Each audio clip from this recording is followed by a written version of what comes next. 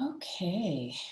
Well, I believe we are recording, so we will put this up on the website afterwards so that everybody can have access since hopefully people are getting some sleep since that's part of our talk today for recovery. Quick introduction from my end. My name is Laurie Gribschaw. I am one of the therapists here at Stride Physio, and I also have credentialing and certifications as an athletic trainer. I'm posture restoration certified, and I also have a level one coaching certificate from Precision Nutrition. So through the years, I've basically tried to transcend the whole from injury to recovery and how we can support recovery along that paradigm. So what we're going to be talking about today is how we can kind of internally be our most resilient and robust self. The amazing thing about being a human being, we win the genetic lottery because we have all these amazing mechanisms internally that allow us to heal. I'm recording. Do you want? Oh, that was Levi. Hi, Sharon. So, part of. Oh, okay. Maybe I should start again. Morgan's on. Oh, hi, Morgan. Okay, great. Hi. Hi, everyone. Perfect. So I'll give, hi, good morning. I was just saying when you guys are coming on, because I think we're recording, so I was like, okay, should I start early? But I was like, oh, I hope people are sleeping because that's part of recovery. So I'm like, I'm like, that'd be great. So quick intro for you guys, right? I'm Laurie Gribshaw. I'm one of the physical therapists here, and through my lovely long career, I not only have my physical therapist doctorate and license, but I'm also an athletic trainer, and I'm also a level one precision nutrition coach. So, and I coupled a posture restoration certification. So I've tried to transcend human beings from acute injury to full their recovery and support them through that process internally and externally. So what we're talking about today is how to use these internal mechanisms to be your most robust and resilient self. When we think about recovery from a traditional sense, or at least how it's marketed to us, right? We can think about fancy, exciting, expensive tools like this, a Theragun. That might be $200 to $300, or I think this is a Hypervolt actually. And then other torture tools like foam rollers, things like that. There's also even more expensive when you get to go in the upper echelon of athletics and you think about things like cryotherapy, float tank therapy, infrared therapy. So a lot of these are buzzwords in the community that they cost a lot of money, and not all of us have those things. Not all of us have the time or the resources. So what we're trying to frame today is how to cheaply, efficiently look at educate ourselves on what our body has internally to allow this position of balance and recovery, and then how can we hack into those things. So in order to kind of understand this process, we basically want to understand how a normal system should work, right? That's the key term there. So normally what happens in our beautiful system, I just happen to have the largest whiteboard known to man here. Oh, this might be backwards.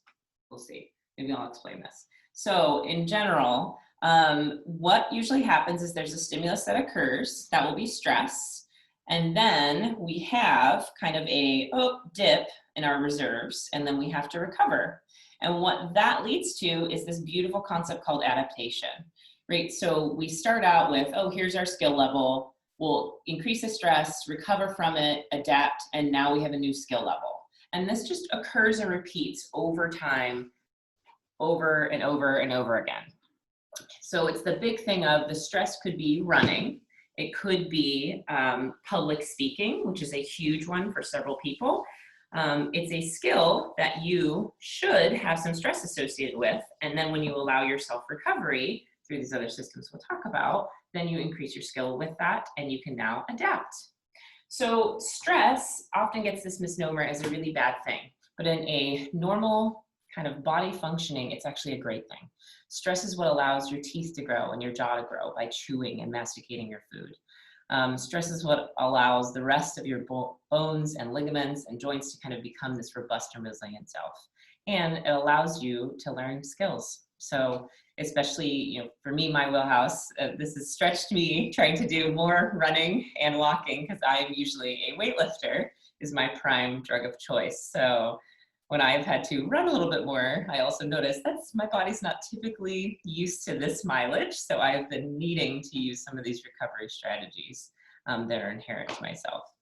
So the problem with that curve is in our modern society, we don't get that beautiful dip of recovery as easily as we used to, right? We used to have, oh, it's a famine, I'm stressed out, I have to work really hard, I do these things, but then there's a feast because the harvest comes in, we get to relax and we get to nourish ourselves with food with our loved ones and the social connection. Nowadays, we have tons and tons of cumulative stressors. From several different situations, right? We have the smoke that just rolled in, we have COVID, we have family issues, we have divorce, deaths in the family, we have internal immune suppression stuff, we have issues that we're healing from. So there's elements abound that are challenging where our thoughts go and where our physical kind of adaptation gets to go. So in order to use that stress response for our proper advantage, we really want to have this balance in these two planes of the nervous system. There's a section of our nervous system called the autonomic nervous system, and it's kind of like your reptile thinking, feeling, reacting brain. And it gets to control everything in the background. So think, oh, I'm a little nervous, I'm going to start sweating, my blood pressure will go up. That's your autonomic nervous system. And that's the sympathetic branch that should be mitigated and tempered by your parasympathetic branch.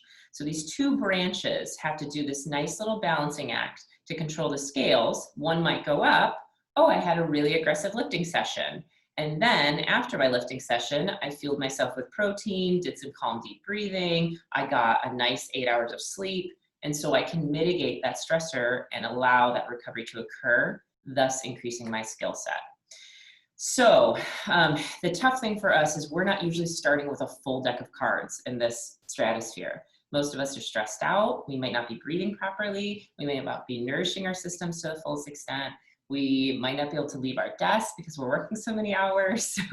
Or we might not have a job in the current crisis known as COVID and just be trying to get by day to day. So where we're looking to live is this kind of middle echelon of if your y-axis is performance and your x-axis is arousal. We want to see that we're living in this nice little bell curve. We like to stay in there. Things will happen in life that push us to these edges, like, oh my God, my stress levels and arousal levels are so high. I had a death in the family, plus COVID, plus I just got news about RBG, plus plus. When we live so plus, our performance will plummet because we're not able to then think clearly, perform our normal physiological functions, and we lose that balance we're looking after for our autonomic nervous system. So for the sake of kind of 5 categories here, with what we might encounter in most stressors in our current modern era, we're going to take these into kind of 5 sections. 1, upper airway, or kind of meaning how we breathe up here in our facial structures. 2, emotional. 3, postural. 4, environmental. And 5, nutritional. So a lot of these we'll talk about that some are beyond our control, some we have little things we can do. But we want to take these one by one, and we're going to see how we can easily and consistently layer some of these principles to mitigate and reduce these stressors that can help us then promote recovery and really emphasize our parasympathetic nervous system. Because in today's era, that's where we're going to really get our meat and potatoes and our money back, is investing in those parasympathetics. The beautiful thing about the human body is it inherently has these mechanisms known as, we have mechanisms that we can tap into the ANS volitionally. That's very rare because you think of, oh, my autonomic nervous system is all the behind the scenes work, right? I can't control the rate of digestion. I cannot control how much I sweat or how little I sweat or those factors, but I can control inputs through my visual system, and I can control inputs through my respiratory system. So those 2 zones directly connect to where that ANS has its big master computer, and we'll kind of talk a little bit more about that as we sink this into these other sections. But that's what we're looking into, is how can we intersect in these pathways that go up into our brain and then give our supercomputer a boost of parasympathetic behavior. So element 1 is kind of our upper airway. That has to do with how we're breathing up here, how we might have developed. Teeth and tongues and facial features are very highly sensitive. You'll notice, because there's so many things like, we can burn our lip or burn our tongue, and that's very, very noxious to us, right? We feel that really strongly. So we can use a lot of this kind of lower threshold behavior of just breathing a certain way to really help tell our brain that we're in a more calm, relaxed state. Nasal breathing, that is kind of one of the #1 action items for us as runners, weightlifters, athletes, recovery, is we want to use nasal breathing as much as possible. Reason being, nasal breathing produces more lung and kind of vascular perfusion, meaning that O2, the oxygen, gets where it needs to go better. When we can hold on to a little more CO2, meaning we exhaled fully and we paused and we're building up a little more CO2, when we O2 and we're going to get more kind of dense oxygen through our nose, then it more easily gets deposited where it has those CO2 or carbon dioxide to where it needs to go and fill. That is the beautiful part of getting blood flow and oxygen-rich blood flow to our muscles and our lungs, because it's all distributed from there. The other bonus nasal breathing gives us is this inherent nitric oxide, right? That's part of what also helps this vascular rich perfusion happen, but also it helps our gut microbiome, and it has really been shown to assist when we're getting nasal breathing versus mouth breathing. We develop a much more diverse microbiome colony, and that's then aiding digestion. It's aiding your food tolerances and assisting you to kind of have those normal mechanics through your GI system. I like to think of nitric oxide as, of course, anything that can be marketed is amazing and it will get hacked. So to write this home, nitric oxide is one of the most potent things in the little blue pill that we all know, Viagra. And that's how it works so well, is it is just dumping in nitric oxide into whoever takes that bodies. So Viagra by women can be used as a performance enhancing aid. But with men, it's also a performance enhancing aid because it's just massively dumping blood flow to certain places that they might need. So that's how you can think about it, is we want nasal flow to make sure we're getting as much good perfusion of oxygen as possible. You can tell this is also why there happens to be a high level of impotence associated with mouth breathing or snoring or apneic-like events. So when men especially are having night apneic events, they're snoring, they're sleeping, they're waking up a bunch, nasal breathing can help them perform better in multiple aspects of their life. So that's a nice little gem. We also know with this nasal breathing, obviously, per that, it's really beneficial for deep sleep. So we see that if we have to have an open mouth position to sleep, there is a potential that our tongue can kind of go to the bottom of our mouth, and then it has a more direct route to the back of our throat, which will just make us stir more, wake up, turn over, and then in other circumstances, right, it can lead to these apneic events. And sleep apnea is not great because it's associated with all these other comorbidities, right? Weight gain, with poor sleep quality, higher cardiovascular illness, higher rates of diabetes, Alzheimer's. So we're really seeing more and more research go into sleep. And this is just one mechanic of getting your most robust deep sleep possible, which is your beautiful kind of recovery overnight. That 7 to 9 hours is your blissful state of where the autonomic nervous system gets to have prime parasympathetic function. So that's very important. So category number 2 of stressors we often encounter is the emotional landscape. And we all are very familiar with this, which is why anxiety and depression and rates of all mental health concerns are extremely on the rise, right? Especially in younger and younger populations. So the unfortunate thing for us that most of us have to learn is that our thoughts do translate into these physiological responses. That's why in every self-help book known to man, I think we've all seen that it's been like positive affirmations, treat yourself like you would treat your best friend. And it's for a good reason. We know that if we tend and try to switch these narratives we tell ourselves instead of, oh, I'm terrible at that, I'm never going to hit my PR and front squat because I'm just not good at it, I'm not going to be helping my system be primed and ready to have an environment to achieve those goals. So instead, we want to really try to start adjusting this kind of fixed mindset of all or nothing into a growth mindset. And that growth mindset leaves us to enjoy the effort process. So I might not get a PR in my front squat for 10 years, but I'm going to enjoy the training process, knowing the benefits it's doing and knowing how it's also assisting me in other ways, the effort goals and the behavior goals versus the objective goals that we're meeting. So the other layer that this whole process works with how my emotional and my thoughts translate into this physiological response is, remember when I was alluding to this master computer that's kind of in our brain? Well, we're going to name that for physiological sake here, although this is down and dirty neuroscience, so don't quote me in a neuroscience text here. So the limbic system is what we're naming that, right? That's our feeling, emotional, reptile brain. And that limbic system houses this beautiful, my favorite thing in the world, hypothalamus. And that hypothalamus is what really gets to control our big autonomic functions. And what I mean by that is the hypothalamus is this master gland or this master initiator to be like, hey, pituitary gland, I need you to release some hormone, please, or at least release this neurotransmitter to get her fertility cycle online.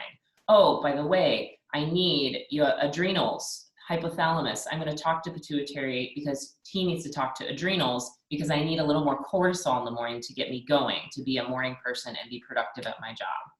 So this hypothalamus gets a lot of input from our feelings and thoughts and emotions. And if we tend to live in an anxiety state or a doom and gloom state or a fearful state or just a negative glass half full mindset, our hypothalamus is going to get all those messages from our limbic system and it works in unison. And so now hypothalamus is like, oh my God, I should be scared. I'm going to send some messages out to make sure I protect this physiological system.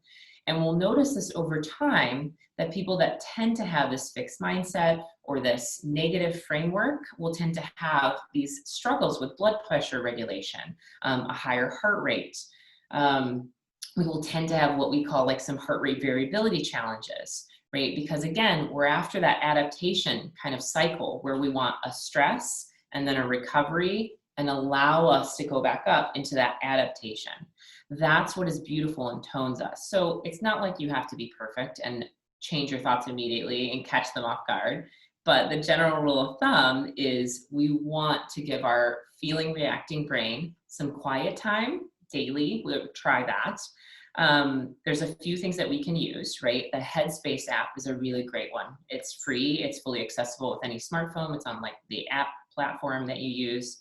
And that can be a guided sort of meditation and you can set it for different timelines. I think it's 10 minutes is the kind of baseline. The Apple Watch, if you're lucky enough to have that, has that breathe app that you can hit for more often just to get you back into your breath. And then in general, it's noticing and sensing these teeny moments of calm and these teeny moments of quiet. So if we can have tech-free time or a mindfulness meditative time, I try to loop mine in with my dog walks because again, time's at a premium in this day and age. And so I layer focusing on my body and my breath and not on my phone, not listening to music, not doing podcasts, but just sensing my dog and myself and using that as kind of my quiet time check-in to kind of calm my brain. And so again, think of it like your feeling, reacting brain's kind of like this inner child, right? I like to kind of frame that. And inner children really love positive reinforcement, right? They don't really like negative reinforcement. And so when you start to think of that slight switch of, God, what would you do for your best friend if she, worked really hard and followed through with her goal? You would be praising her all step of the way and you would be super supportive and be the backbone pillar of everything she wants to achieve. And if she, skipped a workout one day, you'd be like, oh my God, but you did so great. I remember you last week, you did XYZ. So we deserve the same treatments that we would give our best friends. And that really helps translate this internal thought process over time. Again, it's a skill, so it definitely takes time, and be very patient with yourself. So element number 3 of stressors that come with us is postural, right? And so you can generally think of these things like when we live in these maladaptive postures, like forward head posture, where I might be kind of stuck here, that obviously will kind of affect my airway over time. I can also live in what's called an excessive anterior pelvic tilt over time. If I'm running in this kind of position, that just alters what muscles I get to use effectively and efficiently over time. And so there is no real reason these postures in isolation contribute to pain. They do not. We've seen research after research that. We're not worried about that. Posture is this beautiful, dynamic, fluid thing.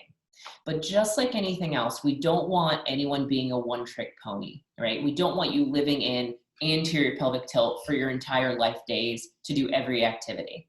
Because when you think about, let's take having a bowel movement, for example, that should be the most relaxed position possible. And typically what we find associated with that is that deep squat position. Think of like the deep Asian squat. That is where your back is in full rounding, your pelvis is in full tuck, and you are relaxed to let your defecation happen naturally and easily. So obviously in modern era, we'll have stuff marketed to this, right? Hello Squatty Potty, one of my favorite products that's very affordable. But you don't need that. You just need a stool, and you need to take a few breaths to remind yourself of those different postures. So all in all, we don't care what posture you're in this little teeny slice of life. We do care that you expose your body to these different postures as not to wear and tear over time.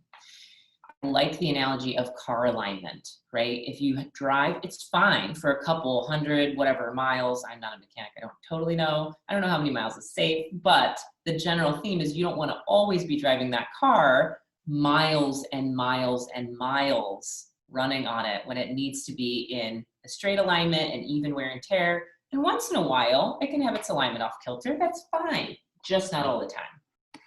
So what we can use to really hack and change and adapt our posture is this breathing. The other volitional quality I have is how can I control the position of my diaphragm, and what can I do with different breathing patterns to really emphasize a different posture versus. And so we'll review one of these at the end, a really nice, easy method of just how do we utilize breath and position to change the way we're currently stacked in our posture. When we look at things like stress and emotional stress and physical stress is often associated with, think of the classic like, oh my God, I'm scared to death. When you're scared to death, you're stuck in kind of a hyper inhalated position, and that's associated with this very significant back extension. So the more scared we tend to be, or unsafe conditions, or emotionally we're not feeling safe and in control and calm, we will generally tend to live there more, because that thinking, feeling, reactive brain is telling hypothalamus, oh my God, increase your respiration rate, let's hyperventilate a teeny bit, and that will put you over time into some of these postures. So again, the beautiful thing is they can get peer pressured by hypothalamus one way, we can peer pressure them the other way. So we have full control over this kind of pathology a little bit. So element number 4, the environment. How timely is this that we finally have a break in the smoke? So joyous. There are a few things beyond our control lately in the environment, right? And we can't always control how our air quality is, how some of the other things in our system, right? Especially different neighborhoods we might live in. Poor Flint, Michigan, right? They cannot control the quality of their water, right? So a lot of times, if we don't have the means, we can't necessarily affect some of these other things like getting a reverse osmosis water filtration unit. Not all of that's accessible. There are cheaper charcoal quality filters now, like think Brita, things like that are the ones that go in your fridge. That is helpful. But in general, there are some cheap and easy things we can do to help mitigate or lower the environmental stressors that just place a little bit of burden on our body. We have at least enough research at this point through the Environmental Working Group is huge. They're pioneering this movement of how a lot of these carcinogens over time have just seeped into our households. The most widely known one is BPA, right? And that's the plastics, basically. Why this has been such a big deal is it turns out to be a little bit of a neuroendocrine disruptor. And what that means is those plastics can kind of mimic how our hormones work. And so they can kind of hack into our system and be like, oh, actually, pituitary gland or hypothalamus, you need to mess with luteinizing hormone. That's for your follicular response. That's for your menstrual cycle. That can hack into some of those pathways and give you some kind of phony estrogen signals. And so that's what we don't enjoy with a lot of these things that are kind of like, these were kind of forced upon us, right? That's not our fault. But we're going to try to do little teeny things to, again, just reduce the load in the easiest fashion. One of the easier things is switching to glass Tupperware versus plastic, not trying to heat things in plastic containers. Nice stainless steel for coffee, glass for water is ideal. Again, if it's plastic, you just try to not have it exposed to heat as much, right? You just do a little bit better each time. The other nice area we can utilize with this is just to stop using so many cleaning products that are a little bit more toxic and a little bit more affecting our normal natural microbiome. And so think just switching from using Pledge to using just wet dusting, meaning you would just wet a cloth and gather the dust that way. That has been known to significantly decrease carcinogens present in your home that are released from different things like furniture, etc. So again, cheap and easy. The other, my favorite cleaning product, again, not appropriate for COVID era, which is also what we're experiencing. Vinegar reduces the microbial load. So a vinegar and water solution is one of the best cleaning products out there. Unfortunately, in COVID era, we need something to actually kill that virus. So that's why a lowered bleach solution is still kind of the best effort with that. So that's one of the layers of how we can just kind of slightly lower the load, again, wherever you're at, right? The other layer, how we can use our environment to our advantage, is to help encourage our brain and our thinking, feeling, reacting brain, our limbic system, and our hypothalamus to really encourage a deeper sleep. And that's through beautiful environment for that. We ideally want a very quiet, a dark, and a cool environment to get the deepest sleep possible. That helps kind of jumpstart our body to lower our basal metabolic temperature. And that kind of gets us a little bit of a sleep trigger to help go into kind of deeper sleep and unwind from the day. Like we said before, we can use our visual system to kind of help hack into these elements. And darkness helps trigger the release of melatonin from the hypothalamus, and that's your happy sleep kind of hormone. And so darkness or winding down towards the end of the day, candlelight is also romantic and helps your hypothalamus produce melatonin. So I'm a strong proponent of candlelight, bringing sexy back through our nighttime wind down sessions. So that's one element to help get deeper sleep. We also know just escaping, again, per no smoke, escaping into kind of the forest and the nature is huge for lowering our blood pressure, heart rate, and helping our autonomic nervous system regulate. We've even seen studies where sitting in nature is better than walking in a city because of just how much high stimuli there is, right? So often we think, oh my God, movement's always the better choice. Movement, movement, movement, especially us as movement providers, right? We love it. But sometimes if a system is overloaded and chronically stressed, step one might just be, why can we just go sit in a park bench where you're surrounded by trees? Because that's already calming to your system and might open more bandwidth for you to move a little better the next day once you recover a little bit more. Layer number 5, so nutritional, one of my favorites. I have a slight soapbox on this issue because everybody likes to say they have the best diet or the way of eating. And as we've seen, everybody is an individual, and your genetics and your epigenetics, all your behaviors go into making there's no one set diet that might be perfect for you, right? Or is perfect for everyone. So a lot of this is experimentation, but we know there's these big, like, let's keep it simple with nutritional guidance. And these elements over time really add up to help keep us at this beautiful set weight. Guess who else is in charge of regulating hormones that deal with appetite and body weight control? Hypothalamus. So when we try to really target and balance this recovery spectrum, our body can think and feel more, and we can use a little more intuition into what we want to put into our body, right? We have a little more bandwidth to make active choices. So keeping it simple, eating ultra-processed foods is where we really see this contribution to inflammation, right? That's where we really want to navigate into this. Inflammation is also that sympathetic activity, right? The more we stay in that inflammatory cycle, we don't get that chance to be like, oh, cool, there was inflammation. Oh, now it's gone. I'm going to recover, and then I adapt. If we're constantly eating ultra-processed foods, we get inflammation after inflammation after stress after stress. So that internal stress adds up, doesn't let us recover. Instead, let's aim for an easier 80-20. Eat 80% of whole unprocessed foods, or light unprocessed foods. Think like your protein bars, nutrition bars, things like that, that have like simple ingredients but are still a little processed. And as usual, we're always prioritizing protein and veg. It does not matter if you're vegetarian or you choose to eat animal products. Either are fine. Vegetarians sometimes have a slightly tougher or more effort is slightly required to get their full nutritional capabilities, meaning they just have to use combos. So it would be like tofu, beans, and rice versus animal protein is a complete protein. So it's way easier to just get what your daily requirements are that way. But in general, that's kind of the main goal, is keep it simple. Protein at every meal, prioritize vegetables.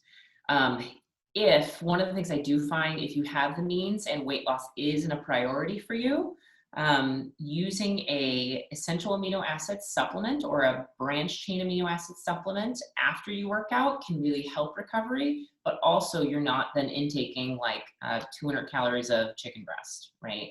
So it's very helpful to utilize something like that to not put yourself into such a calorie deficit and protein deficit, which can often happen with dieting, even safely. So BCAAs can be very helpful for that. And my favorite company is Thorne, because again, the supplement industry is largely unregulated, so you have some dicey things there.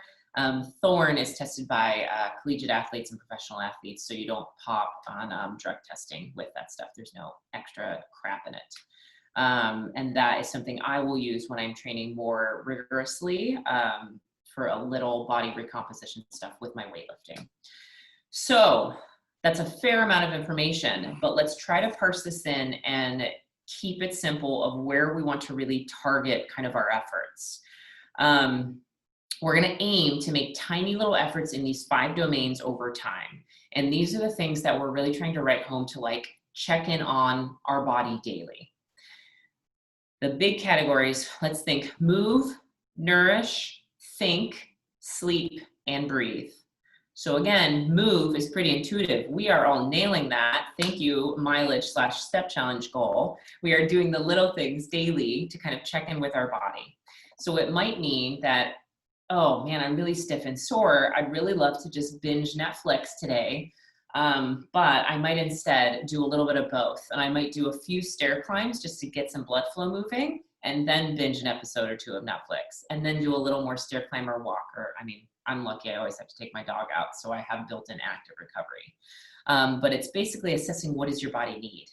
When it's going under more stressors than it's used to, COVID, death in the family, poor RGB, and other things that we're having to deal with, or if we've just recently gotten ill, that's not the time to really push for our normal training schedule, right? And so it would be time to back down for a lower intensity walk to allow our body to recover and build in those immune system functions. So we're not stressing it with more good stress. It's still good stress, but it's still a stressor to when we're dealing with other things.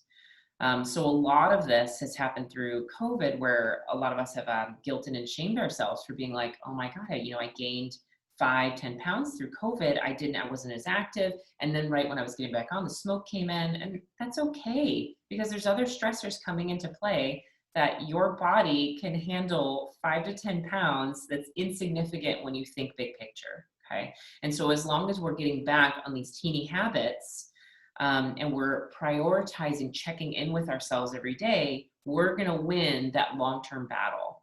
What's really tough is you have a ton of marketing dictated to you by people that really understand and speak neurophysiology and how neuropsychology works, right? And so that's one of the toughest things for us is we have consistent marketing campaigns of 60-day shred, COVID quarantine, 90-day intense, P90X, insanity, blah, blah, blah. We have all these shoved down our throat 24/7.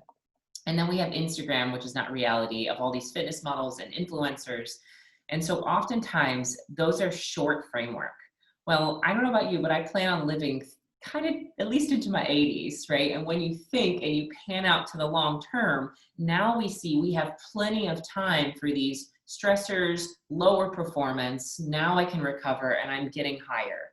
So we should see that general slow trend over time, not kind of the 30-day, I just punished myself into losing 10 pounds. I feel great, but now it's over and I can finally relax and let all this stuff go by the wayside. So when we see and we put efforts into these categories that work with your own unique internal intrinsic mechanisms, it helps you stay the course even when shit hits the fan, like COVID, and the world is imploding on itself, or at least it feels like it, right? So let's look at number 2, nourish. Again, we want to keep this simple. Let's follow the 80-20 rule. No one's going to be perfect.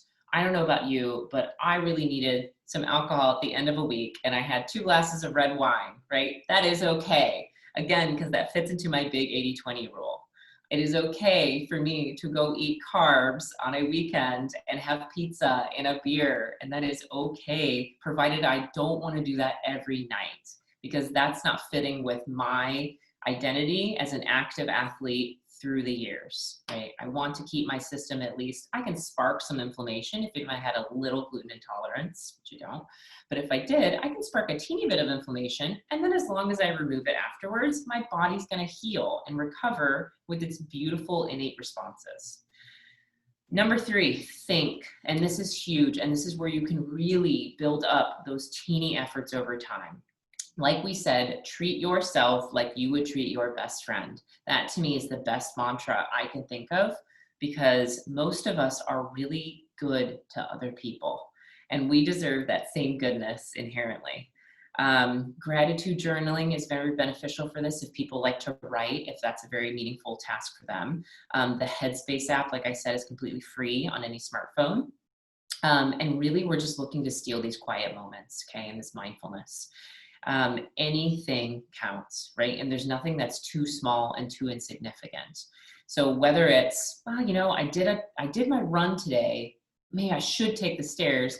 That's okay to take the elevator and use that as a quiet moment of reflection. Now you're balancing, right? And now you're looking at each of those categories and checking in with your system of what you need.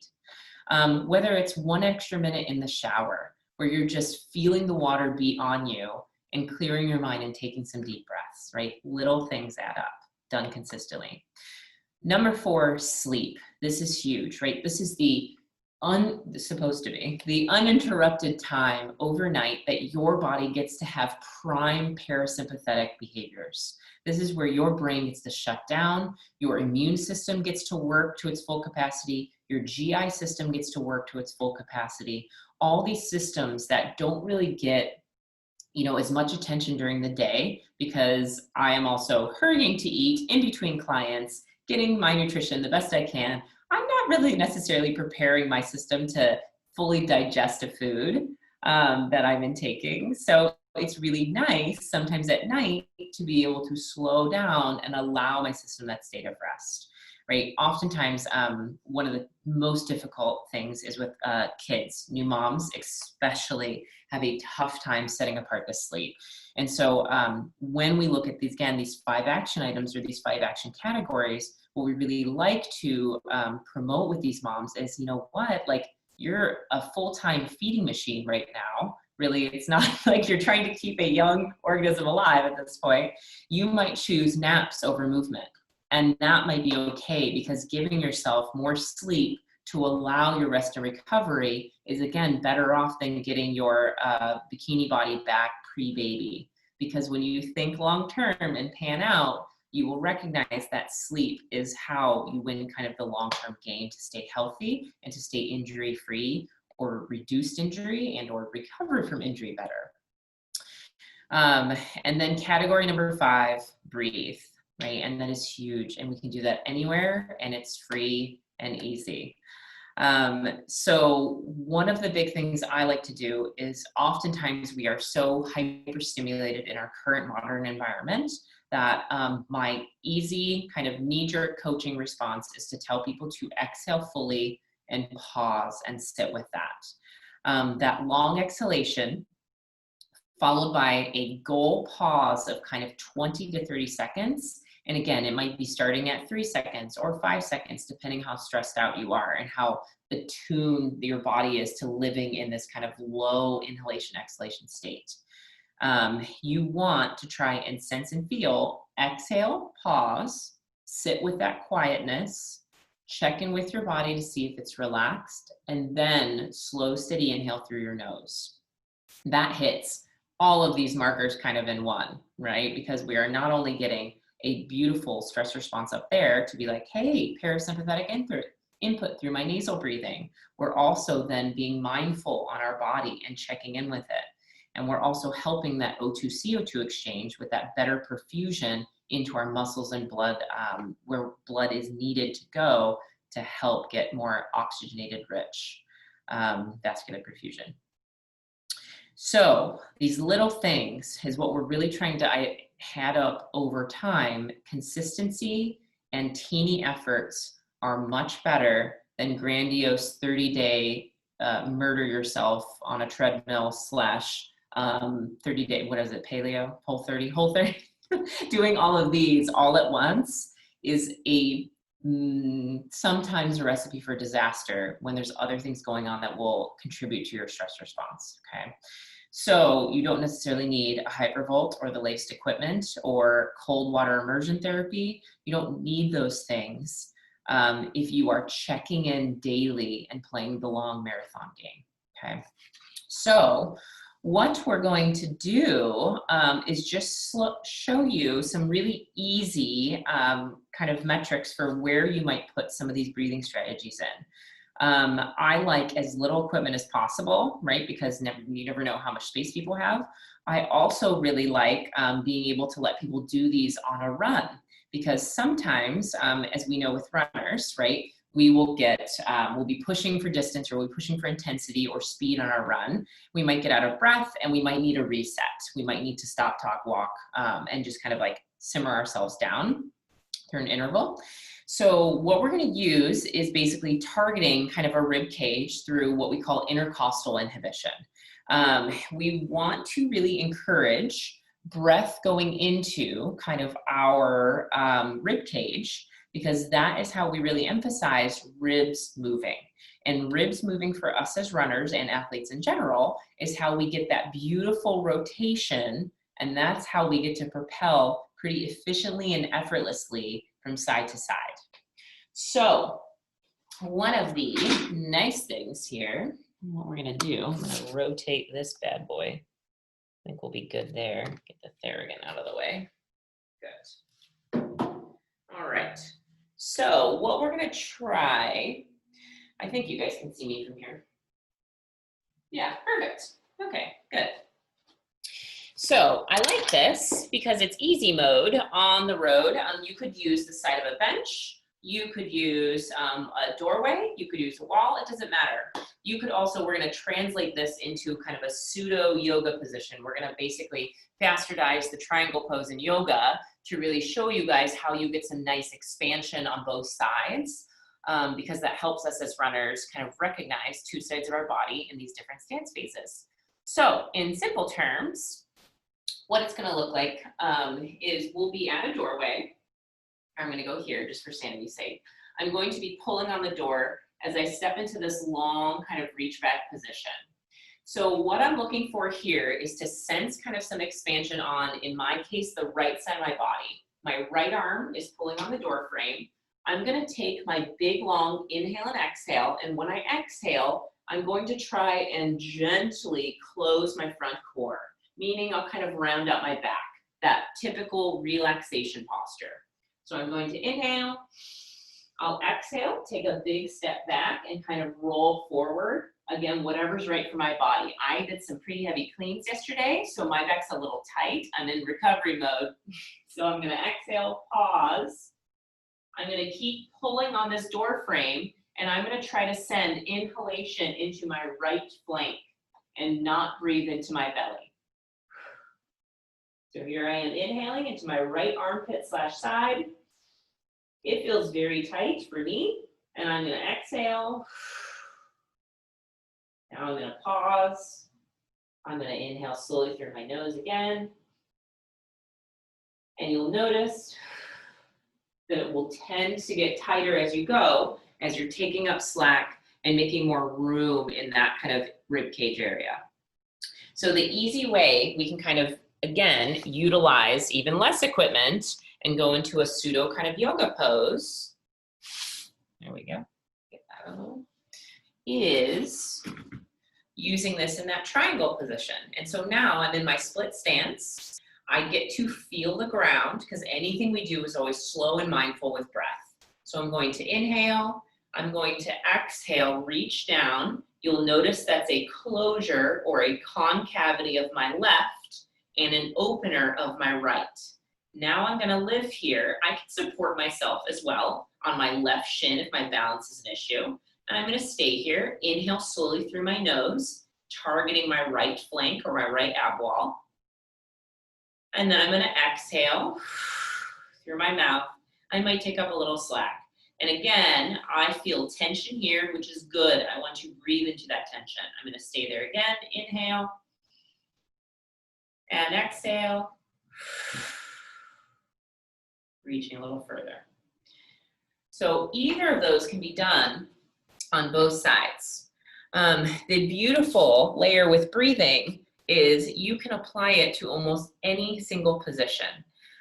Part of this has become for me my practice before going to bed, because I don't know about the rest of you, but I identify as a recovering perfectionist and type A, full throttle type athlete, right? Most of us as athletes have had to really live in that stratosphere to be successful, right? If you're not first place, you're a loser kind of thing. So a lot of recovery strategies associated with that come from changing our mindfulness, our thoughts, and how we treat ourselves, and then helping coach this relaxation through our physiology. So in its most simplistic state, what we would like is even before bed, when you're laying there, to help emphasize that you can help coach your ribs down so that you inhale, nothing happens, you exhale.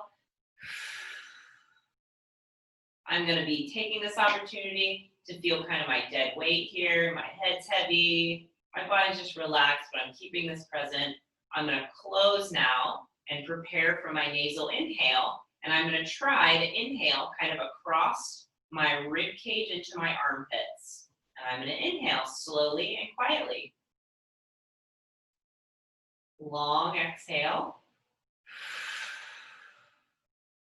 My ribs got to fall a little more. I now get to pause and be mindful. Feel my head heavy. I feel a little bit of a stretch in front chest, possibly because I do a lot of computer work. And I would pause there again, take my inhale through my nose, long exhale and pause. And that's where you really get to emphasize that beautiful pause mechanism that helps your body recruit and kind of build up a little more CO2. We like increased CO2 tolerance. It's a little bit of a misnomer and misunderstood that everybody wants oxygen. We want oxygen all the time. Well, in order to utilize that oxygen coming in, we need to build up enough CO2 so that O2 has spots to go to, right? So it's basically like the little subway of like, we need the doors open and those are the CO2 spots so that O2 knows exactly where to go in. More perfusion equals easier and better recovery. And that's what we're all after, is despite the world that we can't always control, we look to help utilize our body's own internal resources and intrinsic, beautiful physiological responses to really encourage this without needing and contributing to stuff and being part of this marketing insane asylum that's always thrust onto us. So I hope that was helpful. And if anyone has any questions, please feel free. I am happy to be an open resource. And if anyone, upon viewing this also, because I know this is being recorded, if you would like to reach out and you have specific questions on recovery or different aspects, you can always feel free to email me. It is simple. It is laurie@strideseattle.com. Or you can always just email the admin and they will forward it to us. Any one of us gets that. So that's perfect. Yeah. Hey, Laurie. Hi, I had a question. First of all, that was fantastic. Thank you so much for sharing that information. I learned a lot about, I've always, I've been doing yoga for a while. And so I always know that, the aspects of breathing and doing the nasal breathing, but it was really nice to hear about kind of the O2, CO2 exchange and how important that is as part of the kind of the recovery process. My question was around kind of back to sleeping, because I've had a lot of, trouble just, sometimes not so much getting to sleep, but staying asleep. So waking up in the middle of the night. So I don't know if you might have any suggestions on what happens when you wake up in the middle of the night. I've been trying to do things like, less caffeine after a certain time of the day and, trying to shut down electronics at a certain time. But I find that I'm always kind of waking up at a certain time at night. Like it's like clockwork. I wake up at, the same time every night and it takes me forever to get back to sleep. And then, I'm kind of groggy in the morning and I'm not at my best. And obviously that's like causing more stress because I'm like, oh no, I need to be asleep. I need to be asleep. And that's just making it worse. So do you have any suggestions or tips on something like that? Yeah, definitely. And I first want to super praise the things you were looking at already with like reducing electronics, because blue light can help stimulate, right? And it reduces melatonin release. So you have done some excellent things already, and you hit the nail on the head that those are often associated, like decreasing electronics, making it quiet dark, getting wind down time is associated with falling asleep on time. The waking up kind of in the middle of the night, it can be a few different factors. And sometimes it's, again, sleep is so difficult because it's different for every person. Sometimes if people are classically waking up around the kind of like 2, 3 a.m.-ish kind of time, that typically sometimes, again, can be associated with a little bit of this adrenal kind of overdrive, meaning your cortisol is like peaking too soon or too early. So it thinks it's kind of this like remnant or kind of default of this like stress overdrive. Because the system is pretty complicated, this can be for a whole host of different reasons, right? We can have some like women's health issues that are messing with that too.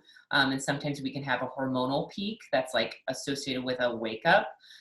Other times it is sometimes can be your body's waking up because either it had a mild apneic event from either a fear anxiety state where it can wake you up to be like, whoa, what is going on?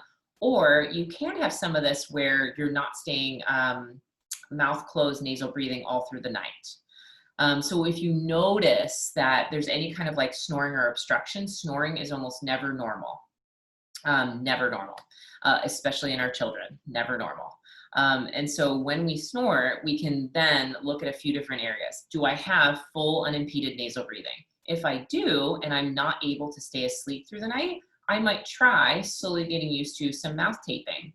Mouth taping helps you preserve nasal breathing overnight, and that's very simple to do. You could just Google mouth taping at night, and that will give you a whole list of information. But basically, you would either use a small piece of tape up, down, kind of like a gross, like Nazi mustache on your lips. But you can also use Somnifix strips that kind of fit on the mouth, and the adhesive is much nicer with those. So that comes to mind when you hear that, when I hear that kind of cycle. There's 2 big layers where it's like falling asleep. You seem like you've nailed that and have done really well with those behaviors. We see a lot of behavioral issues with falling asleep on time. Staying asleep can usually be hormonal, Sometimes it's temperature regulated, whether temperature is hormonal if we're in like perimenopause, menopause, or it can be temperature related of it's getting hotter overnight because we can't open our bloody windows because of the smoke. So there can be factors like that. You could check to see if you can lower the temperature and then play with, oh, if I can breathe through my nose calmly for 2 to 5 minutes, no big deal. I'm safe to mouth tape overnight and try that. And that's usually where I would go first. If you cannot remain fully unobstructed in nasal breathing for 2 to 6 minutes, then it would be like, okay, let's start the investigation a little bit into what would it look like in an ENT, stop and see your friendly ear, nose, throat doctor that can give you a better look to see if you do have an obstruction up there, or if you have allergies, or if you're eating a lot of inflammatory foods that could be congesting you. And so this is why the brutal answer I almost have to give is like, well, it depends in every single case. Thank you. Yeah, it could be any of those or all of those. Yeah. And that's what's hard. Sometimes on the, when I'm a big fan of certain supplements to make it easier on us when we're in DEFCON 5 type worldly circumstances here. So I love a slow release melatonin of like up to 5 milligrams to just help people stay asleep if it is that kind of like anxiety stress response that where your body's like just used to it at this point. So now it expects it. Sometimes that can help. Other times I'm a big fan of using cortisol manager, which helps you work and hack into that regulation of your cortisol. So you're not peaking at 2 to 3 a.m. and instead peaking at like a half an hour within waking is when you should have your peak cortisol levels. Yeah. What is that like a something that you can get over the counter? Yep. Yeah, you can get cortisol manager. I think I like integrative, and we can email you too. I can email you the supplements. Yeah, that would That's be easy. helpful. Yeah, those are available online, and it's just you would start with like the low dose, and it's like it goes based on I can never pronounce it's something with a P that is a part of that supplement, but it basically helps to just reduce some of that. It's just a calming strategy on your for your neurotransmitters. There's my puppy. I see. Yeah, and so yeah, definitely. Elena can either hook me up with your email and I'll shoot those off to you and send you some links. Cool, thanks. Yeah. I'll definitely get you two in touch. Perfect. Yeah. So yeah, otherwise, I get to go treat some clients, but just reach out if you guys need anything. Thank you. I know you have to run off to clients. So Laurie, thank you. That was an incredible discussion. I think it's going to be one of the most watched. And Sharon, thank you for talking about that because I actually know so many people who wake up at those really similar hours. Yeah. I don't know who those people might be, definitely not myself. But so thank you for bringing that question up because I know many people are kind of shy to bring that up, but thank you again. And I'll make sure you guys are in touch and please take Laurie up on getting in touch with her if anyone does have questions watching this recording. Totally. And if people want more resources, there are some really, really great books coming out now that are just like, oh, here's the great information. Some of them get a little like fear-mongery, but like, just stay in the ether of the calm and just doing teeny things over time, and they're great. So absolutely. And one little plug, there's a new book called Good to Go about the science of recovery and kind of this shift towards all the modalities out there and kind of what recovery really comes down to. And I think that's a really nice thing for especially athletes to look into, where we're all kind of trying to look for these quick fixes and really what things come down to when it really, what really matters. So look into that. All right, well, thanks everyone. Thank you so much, Laurie, you're incredible. And have a wonderful Saturday, everyone. Sweet. Thanks, ladies. Bye. Thank you. Bye.